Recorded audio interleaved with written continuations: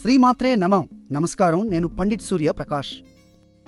ఈరోజు 22 మే 2026 శుక్రవారం నాడు కర్కాటక రాశి వారికి ఒక ప్రత్యేకమైన రోజు ఆరంభమైంది.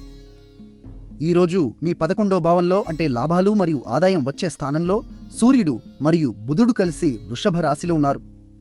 ఈ కలయికను బుధాదిత్య యోగం అంటారు. ఇది బుద్ధి మరియు వాక్ శక్తి ద్వారా ఆర్థిక లాభాలు తెచ్చే సంయోగం.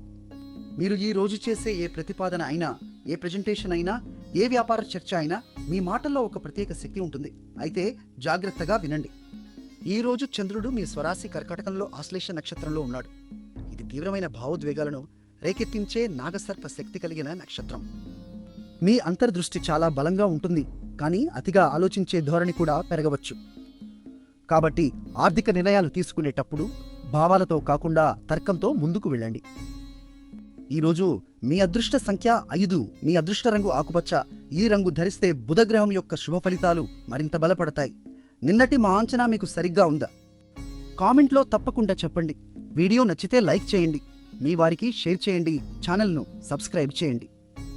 చివరగా బుధగ్రహ అనుగ్రహం కోసం ఓం బుధాయ నమః అని 3 సార్లు జపించండి. ఈశ్వరుని కృప మీపై ఎల్లప్పుడూ ఉండాలని ఆశిస్తున్నాను.